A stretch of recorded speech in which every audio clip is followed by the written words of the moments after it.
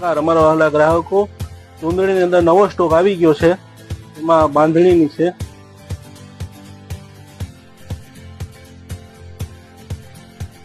પછી આ સિલ્ક બાંધણીની અંદર આવશે.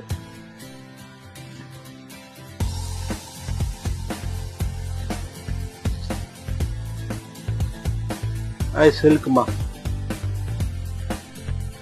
મોરલાવાળી પેટર્નમાં આની અંદર કળશ આવી જશે.